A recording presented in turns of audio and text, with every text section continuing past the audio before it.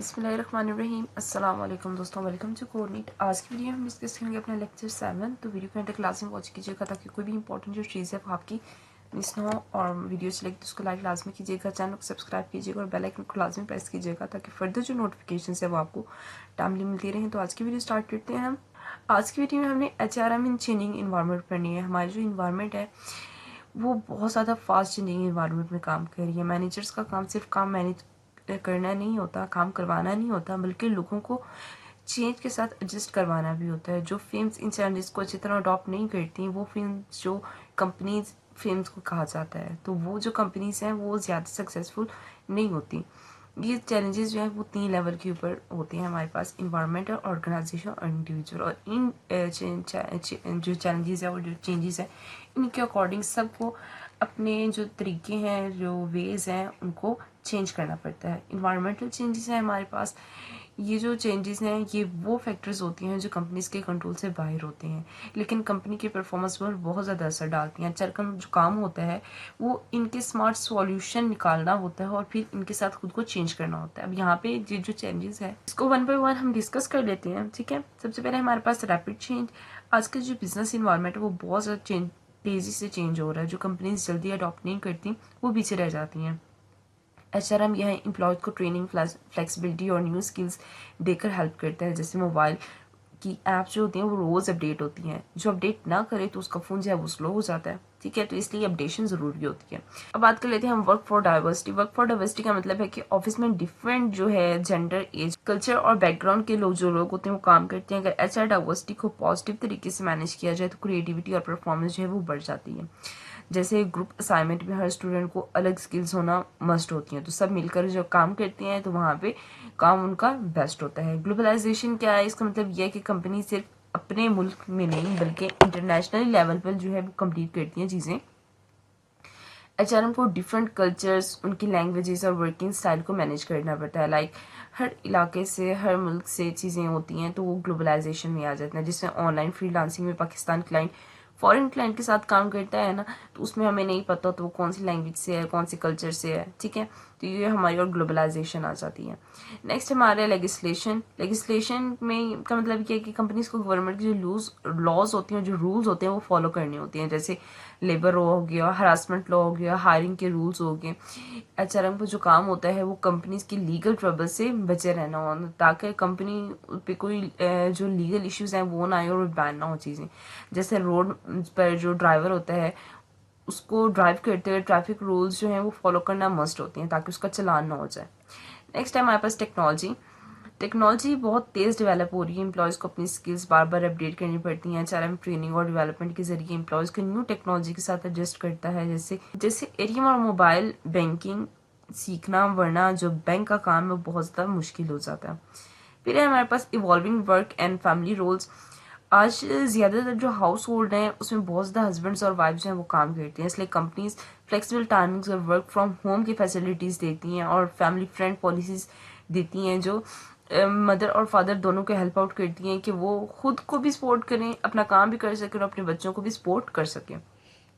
जिससे student online classes लेकर घर का काम भी मैनेज कर लेती हैं और अपना पढ़ भी लेती हैं। अब हम बात कर लेते हैं अपनी skills shortage and the rise of the service. Manufacturing के मुकाबले में सर्विस सेक्टर जो है वो ज़्यादा ग्रो कर रहा है। स्किल्ड लोग जो है उसको ज्वाइन चाहिए होती हैं, उसको ज्वाइन करना उनका मस्ट होता है। लेकिन स्किल्ड वर्कर्स जो है वो काम मिलकर करते हैं, इसलिए कंपनी जो है वो ट्रेनिंग पर ज़्यादा पैसा खर्च करती है ताकि ज़्यादा से ज़्यादा ट्रेन लोग हों और ज़्यादा से ज़्यादा आपस में वो काम करें तो उनका जो काम है वो अच्छे तरीके से हो। जैसे IT की जो जॉब है उसके लिए डिग्रीज के साथ साथ स्किल्स हैं वो भी चाहिए होती हैं, मोस्ट इंपॉर्टेंट होती है, ठीक है। तो HRM का जो रोल है सिर्फ हायरिंग तक लिमिटेड नहीं रहा। आज का जो HRM है उसका काम है चेंज मैनेज करना, पीपल डेवलप करना और कंपनीज को कम्पिटिटिव बनाना ताकि वो अदर कंपनीज के साथ परफॉर्म करें अच्छे से। जो HR चैलेंजेस को इफेक्टिवली हैंडल करता है वही ऑर्गेनाइजेशन जो है वो सक्सेसफुल होती है। अगर ऑर्गेनाइजेशनल चेंजेस देख लेती हैं तो ऑर्गेनाइजेशन चेंजेस वो प्रॉब्लम्स होती हैं जो ऑर्गेनाइजेशन के अंदर होती हैं, लेकिन ये अक्सर इन्वायरमेंटल चेंजेस की वजह से पैदा होती हैं। जैसे कंपटीशन हो गया, टेक्नोलॉजी होगी या मार्केट का जो प्रेशर हो गया।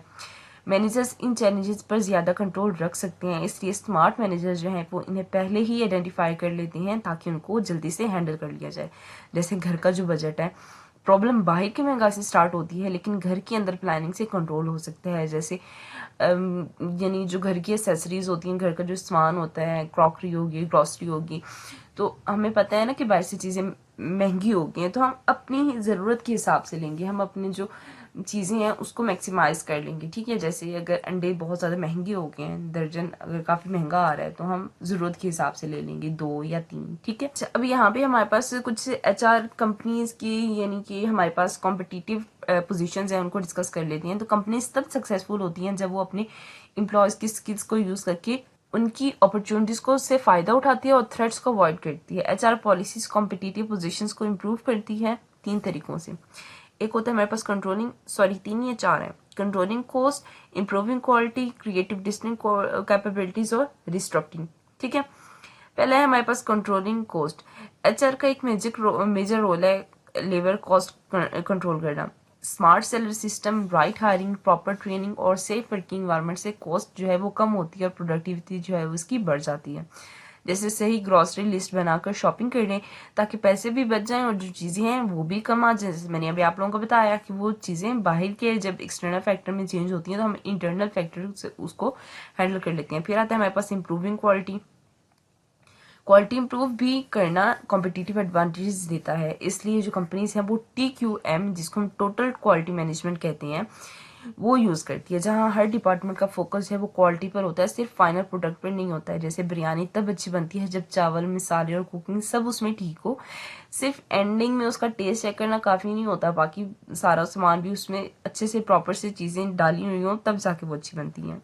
फिर हमारे पास क्रिएटिंग डिस्टिंक्ट कैपेबिलिटीज। कुछ कंपनीज अपने एम्प्लॉयज की यूनिक स्किल्स की वजह से भी फेमस होती हैं। ये स्किल्स उन्हें यूनिक बनाती है और कॉम्पिटिटर से अलग बना देती है। जैसे कोई स्टूडेंट अगर मैथ्स में बहुत ज़्यादा स्ट्रांग हो तो क्लास में उसकी अलग ही परफॉर्मेंस बन जाती है, अलग पहचान बन जाती है। सब उसको देखते हैं, हाँ भाई ये तो वाकई ही बहुत अच्छा बच्चा है। अगर किसी क्लास में कोई बच्चा बहुत अच्छे से पार्टिसिपेट करता है तो सब टीचर्स की नज़र में होता है, उसकी क्लास की अलग ही होती है, फलां क्लास का फलां बच्चा बहुत अच्छा है, वो बहुत अच्छे से काम करता है। फिर हमारे पास रिस्ट्रक्टिंग का मतलब है काम करने का तरीका चेंज करना। कंपनीज टाइम, कॉस्ट और जो मार्केट का प्रेशर है उसकी वजह से HR का जो फंक्शंस है उसको रिकॉग्नाइज करती है। कुछ काम अंदर ही होते हैं और कुछ बाहर शिफ्ट कर दिए जाते हैं। जैसे घर में पहले सब काम जो है वो खुद किया जाते थे, अब काम मेड कर लेती है या ऑनलाइन सर्विसेज से करवा लिए जाते हैं। ऑनलाइन सर्विसेज से कैसे हैं, जैसे हम पिज्ज़ा डिलीवर करा लेते हैं, बाइक की सर्विस ले लेते हैं। ठीक है, तो वो रिस्ट्रक्टिंग है। आगे हमारे पास आते हैं HR के कुछ फंक्शंस हैं, उनको डिस्कस कर लेते हैं। सबसे पहले हमारे पास रिसोर्स मैनेजर आता है। तो HR मैनेजर एडवाइजर्स होते हैं जो लाइन मैनेजर की मदद करते हैं। अब एक HR मैनेजर जो है वो ज़्यादा एम्प्लॉयज हैंडल करता है और स्ट्रैटेजी पर भी फोकस करता है। जैसे क्लास टीचर जो सब्जेक्ट टीचर को गाइड करती है कि भाई क्लास को ये वाला सब्जेक्ट पढ़ाना है, मेरी क्लास को इस चीज़ में इशू आ रहा है। ठीक है, तो वो हर एक चीज़ गाइड करना उसकी जिम्मेदारी होती है। शेयर्ड सर्विस सेंटर में क्या होता है, रूटीन HR का जो काम होता है जिसमें पे रोल हो गया, लीव्स के रिकॉर्ड होगी, एक सेंट्रल ऑफिस से हैंडल होती हैं। जैसे यूनिवर्सिटीज का सेंट्रल एग्जाम ऑफिस हो, सब डिपार्टमेंट का रिजल्ट है वो उसमें हैंडल करता है। बेशक फिर वो बच्चा आर्ट का हो, साइंस का हो, साइकोलॉजी का हो, बायो का हो, सारा जितना भी डाटा है ना यूनिवर्सिटी के हर बच्चे को सेंट्रल एग्जाम ऑफिस से ही मिलता है। फिर हमारे पास आउटसोर्सिंग फीम, कुछ HR का जो काम होता है वो बाहर की कंपनीज को भी दे दिया जाता है ताकि कॉस्ट कम हो और क्वालिटी जो है उसकी बेटर हो जाए। जैसे लॉन्ड्री का जो काम है बाहर से करवाया जाए इंस्टेड ऑफ खुद धोना। फिर है हमारे पास लाइन मैनेजर अपनी टीम के साथ HR के इश्यूज हैं वो खुद हैंडल करते हैं, जिससे HR का डिपार्टमेंट है वो छोटा हो जाता है। जैसे शॉप ऑनर खुद अपने वर्कर्स की अटेंडेंस और परफॉर्मेंस देख लेता है। फिर आता है हमारे पास डिसेंट्रलाइजेशन। पहले जो डिसीजंस होते थे वो सिर्फ टॉप मैनेजमेंट लेती थी, अब डिसीजंस मेकिंग नीचे लेवल तक जो है शिफ्ट हो रही है ताकि ऑर्गेनाइजेशन फ्लेक्सिबल हो। HR स्ट्रैटेजी इस फ्लेक्सिबिलिटी को सपोर्ट करती है। जैसे घर का हर काम जो है वो डिसीजंस अबू से ना लें बल्कि सबको थोड़ी थोड़ा अथॉरिटी दे दें कि भाई आप भी अपने सजेशंस दो, उसके अकॉर्डिंग जो है वो फैसला किया जाएगा। जैसे अगर कहीं पे आपको घूमने जाना है तो अबू जो है वो आपको प्रॉपर आइडिया दें, हाँ भाई आपने कहाँ पे घूमने जाना है, अपनी ने यहाँ पे आइडियाज शेयर करो। आपके हिसाब से जब चीज़ें हों तो फिर वो डिसेंट्रलाइजेशन आता है। फिर आता है हमारे पास डाउन साइजिंग का मतलब है एम्प्लॉयज की टेम्पररी रिडक्शन ताकि कॉस्ट है वो कम हो जाए। ये कॉमन प्रैक्टिस बन चुका है, इससे एम्प्लॉयज का इमोशंस अटैचमेंट है वो कम होती है। लेकिन अब ले ऑफ को फेलियर नहीं समझा जाता। जैसे स्कूल में जो है वो सेक्शंस कम हो जाए तो टीचर्स को है वो कम कर दिया जाता है। इसका मतलब ये नहीं होता कि वो जो टीचर है वो खराब था, वो अच्छा नहीं पढ़ा रहा था, बस शॉर्टेज की वजह से कम कर दिया जाता है क्योंकि वो उस टाइम उसकी नीड नहीं होती। तो ऑर्गेनाइजेशन चैलेंजेस को एचआर स्मार्ट प्लानिंग, फ्लेक्सिबिलिटी और पीपल फोकस स्ट्रैटेजी है उनके साथ हैंडल करता है। जो ऑर्गेनाइजेशन इन चैलेंजेस को प्रोएक्टिव तरीके से मैनेज करती है ना, वही लॉन्ग टर्म में सक्सेसफुल होती है। अब हम बात कर लेते हैं अपने इंडिविजुअल चैलेंजेस की। इंडिविजुअल चैलेंज वो एचआर के इश्यूज होते हैं जो स्पेसिफिक एम्प्लॉय से रिलेटेड होती हैं। ये इश्यूज अक्सर ऑर्गेनाइजेशन के ओवरऑल सिस्टम के रिफ्लेक्शंस होते हैं। कंपनी एम्प्लॉय को कैसे ट्रीट करती है, इसका डायरेक्ट इफेक्ट कंपनी की परफॉर्मेंस पर होता है। अगर टैलेंटेड लोग कंपनी छोड़कर कंपटीटर उसके पास चले जाएं तो कंपनी वीक हो जाती है। इसलिए इंडिविजुअल और ऑर्गेनाइजेशन चैलेंजेस जो हैं वो आपस में लिंक्ड होते हैं। पहला है हमारे पास प्रोडक्टिविटी। प्रोडक्टिविटी का मतलब है कि एम्प्लॉय कितनी वैल्यू ऐड करता है कंपनी को, के जो प्रोडक्ट है, ये सर्विस है, उसमें प्रोडक्टिविटी दो चीज़ों पर डिपेंड होती है। एक होती है हमारे पास एम्प्लॉय की एबिलिटी, जैसे सही हायरिंग, प्लेसमेंट और ट्रेनिंग से इम्प्रूव होती है। लाइक वो किस तरह का काम करे, उसमें कितनी खसूसियत है, कितनी काबिलियत है, ठीक है। फिर है हमारे पास मोटिवेशन। मोटिवेशन क्या होता है? एम्प्लॉय का दिल से काम करना, वो किस हद तक आपकी जो कंपनी है उसको सर्व कर रहा है। तो कंपनीज अब जो है वो QWL यानी work quality of work life पर फोकस करती है ताकि एम्प्लॉय जो है वो मोटिवेटेड रहे। जैसे स्टूडेंट के पास स्किल्स भी हो और पढ़ने का शौक भी हो तो तब उसका रिजल्ट जो है वो अच्छा आ जाता है। फिर आती है हमारे पास एम्पावरमेंट। एम्पावरमेंट का मतलब होता है कि एम्प्लॉयज को अथॉरिटी और ट्रस्ट देना ताकि वो खुद डिसीजंस लें। इसमें कंट्रोल बॉस के बजाय एम्प्लॉयज के अंदर से ही आता है। जैसे घर में बच्चे को खुद डिसाइड करने दो कि वो कैसे पढ़े, वो ज्यादा रिस्पॉन्सिबल बन जाता है इस चीज से, ठीक है। नेक्स्ट है हमारे पास ब्रेन ड्रेन। ब्रेन ड्रेन का मतलब ये है कि टैलेंटेड और जो स्किल पीपल्स हैं उनका कंपनीज छोड़कर चले जाना। ये स्पेशली हाई टेक की फील्ड जो होते हैं, जो कंपनीज होती हैं, उसके लिए बहुत ज्यादा डेंजरस हो जाता है क्योंकि जब नॉलेज एम्प्लॉयज वहां से चले जाते हैं तो सिर्फ एम्प्लॉयज ही नहीं जाते, एम्प्लॉय के साथ उनका जो नॉलेज होता है वो भी चला जाता है। तो कंपनीज बोनसेस, बेनिफिट्स और एग्रीमेंट्स के जरिए इस प्रॉब्लम को कंट्रोल करती है। जैसे बेस्ट प्लेयर जो है वो टीम को छोड़ दे तो टीम जो है वो वीक हो जाती है। तो इसलिए अपने जो एम्प्लॉयज हैं उनका भी ख्याल रखना पड़ता है बाय देयर बोनसेस, बेनिफिट्स और एग्रीमेंट्स। फिर आते हैं हमारे पास ethics and social responsibilities. Ethics का मतलब है सही और गलत का फर्क करना। सोशल रिस्पॉन्सिबिलिटीज का मतलब है कि कंपनी सिर्फ प्रॉफिट ना कमाए बल्कि सोसाइटी का भी ख्याल रखें। एम्प्लॉयज जो है एक्सपेक्ट करते हैं कि कंपनी जो है वो फेयर और एथिकल हो या उनके हक में हो, उनसे उनको बेनिफिट हो। जैसे शॉपकीपर जो है वो सिर्फ पैसा ना कमाए बल्कि कस्टमर के साथ ऑनेस्ट भी रहे, उसको उस चीज से कोई रिस्क ना हो। फिर आता है हमारे पास जॉब इनसिक्योरिटी। आज के जो टाइम है वहाँ पे डाउन साइजिंग और जो रिस्ट्रक्टिंग है ना, उसकी वजह से लोगों को जॉब लॉस का बहुत ज्यादा डर होता है। ये स्ट्रेस, परफॉर्मेंस और प्रोडक्टिविटी को कम कर देता है। इसलिए यूनियन जो है वो जॉब सिक्योरिटी को बहुत इंपॉर्टेंट समझती है। कभी कभी सैलरीज कंप्रोमाइज के साथ भी की जाती हैं। जैसे स्टूडेंट को हमेशा फेल होने का डर होता है तो वो रिलैक्स होकर पढ़ नहीं पाता, उसको पता होता है कि मैं कहीं फेल ना हो जाऊं, तो इस डर से ही वो नहीं पढ़ जाता। वो जॉब इनसिक्योरिटी इस चीज का नाम है। फिर आता है हमारे पास matching people and organisation. HR का जो काम है ये है कि राइट पर्सन को राइट ऑर्गेनाइजेशन के साथ मैच करे। हर कंपनी को डिफरेंट टाइप के जो लोग होते हैं वो चाहिए होती हैं। सबसे पहले तो फास्ट ग्रोइंग लोग चाहिए होती हैं, ऐसे लोग जो रिस्क लेने वाले लोग हों। और कुछ कंपनीज को जो मेच्योर फिल्म्स के लोग चाहिए, जो स्टेबल हों और प्लानिंग ओरिएंटेड लोग हों, ठीक है। तो अपने कंपनी के हिसाब से एम्प्लॉयज को चूज करना भी बहुत इंपॉर्टेंट है।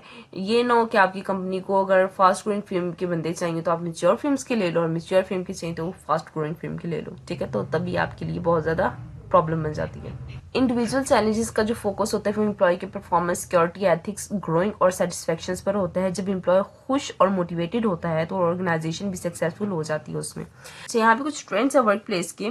तो आजकल का जो वर्क स्पेस है ना वो बहुत ज्यादा चेंज हो गया। अब कंपनी जो है वो पुराने टॉल जो स्ट्रक्चर है जहाँ बहुत लेयर्स ऑफ मैनेजमेंट हुआ करती थी उसको फ्लैटर बना रही है ताकि डिसीजन जो है वो फास्ट और कंपटीशन के साथ जो है वो कोप भी किया जा सके।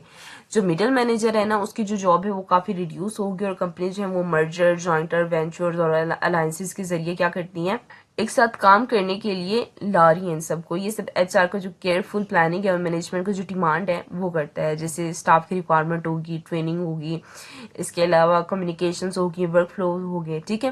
पहले है हमारे पास एजुकेशन। अब ज्यादा जो लोग हैं वो एजुकेटेड और स्किल्ड हैं, जो ऑर्गेनाइजेशन को हाई क्वालिटी और वर्कफोर्स जो और अपनी स्किल्स है वो प्रोवाइड करती हैं। जैसे आईटी की कंपनी और ये कोई एक्सपर्ट हायर कर रहे हैं क्योंकि उनके पास अपडेटेड नॉलेज होता है। फिर आता है वर्क टाइम। फ्लेक्सिबल टाइम यानी एम्प्लॉयज़ अपना वर्क ओवर चूज़ कर सकते हैं, जैसे सुबह उन्होंने काम करना है या रात को काम करना है। इसी के साथ दूसरा होता है कंप्रेस्ड वर्कर। दो टाइप्स हैं, आपकी एमसीक्यूज में भी आ सकते हैं कि वर्क टाइम के कितने टाइप्स हैं। दो टाइप्स हैं, फ्लेक्स वर्क और कम्प्लेक्स वर्क। तो कम्प्लेक्स वर्क वीक में क्या होता है, एम्प्लॉयज अपने 40 आवर्स का काम जितनी देर में करें, बेशक वो 4 घंटे में करें, 5 घंटे में करें, पूरे हफ्ते में लगा के करें, वो उन पर डिपेंड करता है। उन्होंने बस अपने जो आवर्स हैं वो पूरे करने हैं। तो वर्किंग पेरेंट्स अपना काम और फैमिली दोनों बैलेंस कर सकते हैं इन वर्क टाइम ओवर के साथ। फिर आता है हमारे पास स्टैंडर्ड ऑफ लिविंग, इकोनॉमिक जो ग्रोथ है और हाई इन्फ्लेशन और हाई एम्प्लॉयमेंट रेट से लोगों का स्टैंडर्ड ऑफ लिविंग जो है वो इम्प्रूव हो रहा है। टेक्नोलॉजी ने लाइफ इजी और प्रोडक्टिविटी बना दी है। स्मार्टफोन और इंटरनेट ने काम और जो इंटरटेनमेंट है दोनों को इजी कर दिया है। फिर आता है हमारे पास एक्सेप्टेशंस एंड डिमांड। एम्प्लॉय एक्सेप्ट ये करते हैं कि जो कंपनीज हैं वो एथिकल हों और फेयर ट्रीटमेंट प्रोवाइड किया जाए इनको। इसलिए मैनी ऑर्गेनाइजेशन जो है वो कोड ऑफ एथिक्स और पॉलिसीज जो है वो बना देती हैं, जैसे कंपनी हैरासमेंट पॉलिसी या फेयर प्रमोशन सिस्टम जो है वो बनाया जाता है, जाके जो कस्टमर हैं, जो एम्प्लॉयज़ हैं, उनकी एक्सेप्टेशंस और उनकी जो डिमांड्स हैं ना उनको फुलफिल करते रहे। फिर आते हैं हमारे पास diversity and gender issue. Diversity का मतलब ये है कि रेस, जेंडर और जो कल्चर है उसके डिफरेंस को पॉजिटिवली मैनेज किया जाए। यहाँ प्रोडक्टिविटी और इनोवेशन जो है वो इंक्रीज करते हैं। टीम में मेल और फीमेल और अलग कल्चर्स के अगर लोग हों तो डिफरेंट आइडियाज़ वहाँ पे आते हैं और प्रोडक्टिविटी है जो बेटर बन जाती है। ठीक है, तो डाइवर्सिटी और जेंडर इश्यूज भी आते हैं। समटाइम क्या होता है, अगर ये एक एग्जाम्पल के साथ आपको समझाऊँ तो अगर एक प्रोजेक्ट के ऊपर आप काम कर रहे हो, आपके पास मेल वर्कर्स भी हैं और फीमेल वर्कर्स भी हैं। अगर मेल वर्कर्स उसी प्रोजेक्ट के ऊपर एक टेबल के ऊपर डिस्कस कर रही हैं और फीमेल जो प्रोजेक्ट हैं वो उसी प्रोजेक्ट के ऊपर दूसरी टेबल पर डिस्कस कर रही हैं, तो आप लोगों के दरमियान जो गैप आ गया ना, अब उनकी जो डिस्कशन है आप तक वो नहीं पहुंच रही और जो फीमेल की डिस्कशन है आप तक वो भी नहीं पहुंच रही। तो जब साथ काम करेंगे ना तो उसमें अगर आप डिफरेंस नहीं रखोगे ना तो वो प्रोडक्टिविटी इनहेंस हो जाती है, क्योंकि सबके आइडियाज कलेक्टिवली मिलती हैं। फिर आते हैं QWL का मतलब है कि एम्प्लॉयज को अच्छा वर्क इन्वायरमेंट और सेटिस्फेक्शन प्रोवाइड करना। ये जो है एब्सटीम और टर्नओवर जो है उसको रिड्यूस करता है और सर्विस क्वालिटी को इम्प्रूव भी करता है। फ्लेक्सिबल आवर्स, हेल्थ प्रोग्राम्स और टीम वर्क से जो एम्प्लॉयज हैं वो मोटिवेटेड और जो लॉयल रहते हैं और वो कंपनी को छोड़ के भी नहीं जाते।